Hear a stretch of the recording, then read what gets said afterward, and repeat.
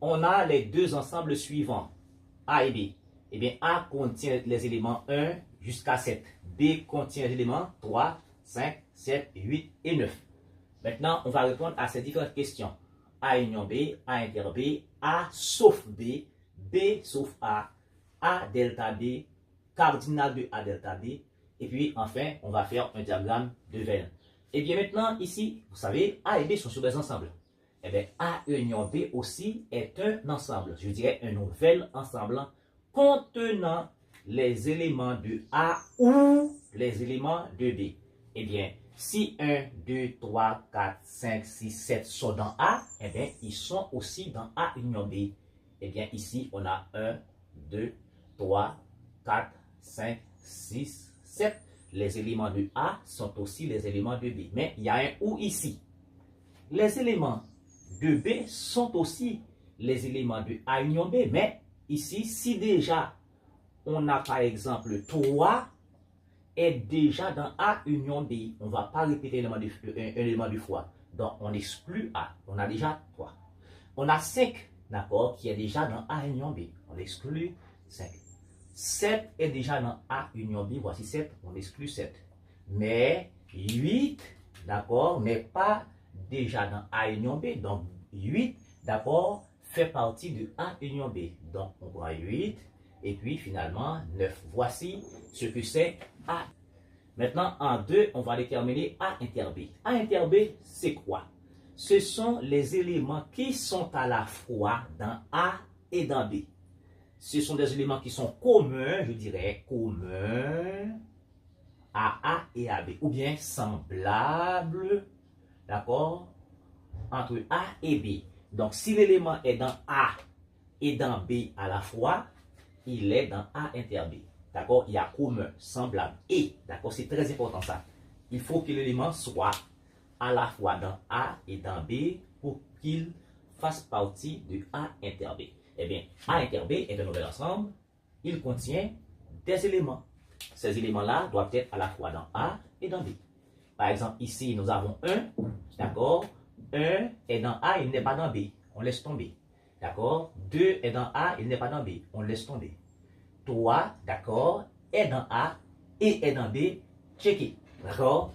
4 est dans A, il n'est pas dans B. On laisse tomber. 5 est dans A, il est dans B, checker. 6 est dans A, il n'est pas ici, on laisse tomber. Et puis 7 est dans A, mais il est aussi dans B, checker. Donc dans ce cas, l'intersection contient les éléments, d'accord, 3, 5 et puis 7. Voici donc l'intersection, ce sont les éléments communs entre A et B. Maintenant, ici, en 3, on va déterminer A sauf B. On dit aussi A seulement. Qu'est-ce que ça veut dire? Eh bien, si nous avons deux ensembles, A et B, d'accord, A, B, si on veut A seulement, vous remarquez ici, ce sont les éléments qui sont communs, d'accord, ici, entre A et B. Donc, ces éléments-là sont dans A, sont dans B. Eh bien, si je veux A seulement, ici, A seulement, exclusivement A, donc il faut exclure dans A les éléments qui sont communs, d'accord, entre A et B. Et bien, dans ce cas ici, A seulement, nous allons retirer tout simplement les éléments qui sont communs entre A et B. Ces éléments-là, et bien voilà, entre A et B, nous avons les éléments communs, 3, 5, 7. Il suffit de les enlever dans A et on va trouver A seulement.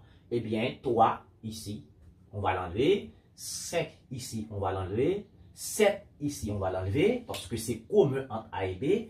Donc, ça va rester ici 1, 2, 4 et puis 6. Voilà. Donc, A seulement, ce sont les éléments qui sont dans A, d'accord, qui ne sont pas dans B. On dit A seulement, ça veut dire on est de ce côté-là. Et bien, du coup, vous allez vite déterminer maintenant B sauf A. On va dire aussi B seulement. B seulement. Ici, ça veut dire ici, c'est A et B. Pour les éléments qui sont ici sont dans A et B. Si je veux B seulement, je vais prendre seulement ces éléments-là ici, ces éléments-là. Donc pour cela, je vais enlever dans B ceux qui sont communs entre A et B.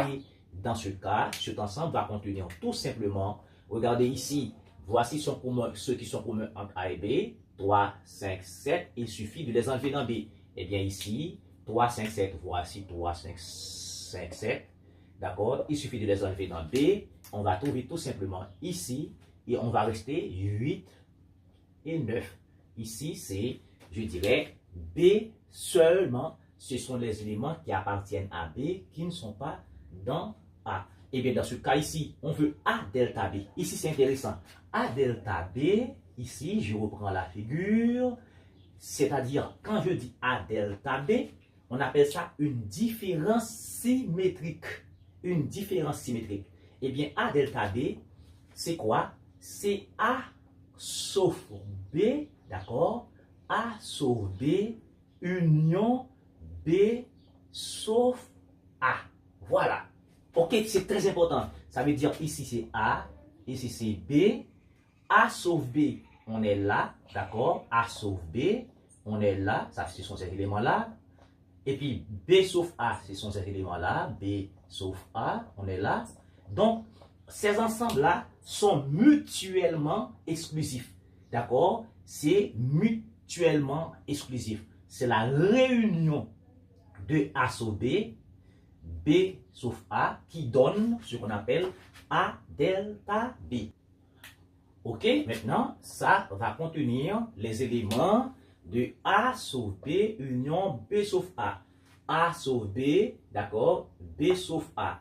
Et bien ici, vous remarquez, puisqu'il s'agit d'une réunion, donc si l'élément est dans A sauf B, il est dans A delta B. S'il est dans B sauf A, il est dans A delta B. Eh bien, ce sont des éléments mutuellement exclusifs. Eh bien, c'est 1, 2, 4, 6 et puis 8, 9. Vous voyez, ici, vous voyez, il n'y a aucun élément commun entre A delta B et B, alors entre A sauf B et B sauf A. Ça veut dire, ici, il suffit d'enlever l'intersection et vous allez trouver A et delta B.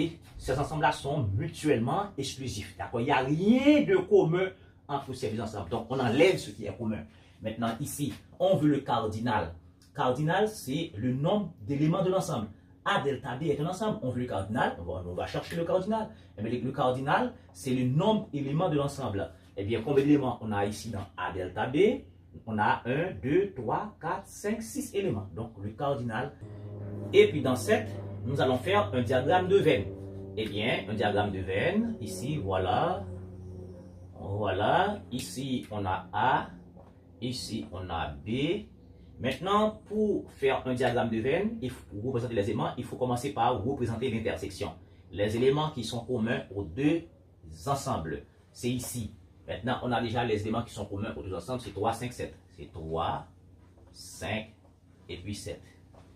Rappelez-vous, ici, c'était A seulement. C'était A sauf B. Et bien, A sauf B, on a 1, 2, 4, 6. 1, 2, 4 et puis 6. Et puis là, c'est B seulement. B seulement. C'est B sauf A. C'est 8, 9. 8 et puis 9. Eh bien, rapidement, qu'est-ce qu'il faut ajouter encore? Rien d'autre que cela. Maintenant, attention, nous allons construire un plus grand ensemble. Et ça, on va appeler ça un ensemble E qui va contenir, je dirais, A et B. Maintenant, nous allons voir ici. Ici, c'était quoi? Ça, c'était quoi? Ça, c'est la réunion. La réunion, regardez dans la réunion. On a 1, 2, 3, 4, 5, 6, 7. D'accord? 1, 2, 3, 4, 5, 6, 7.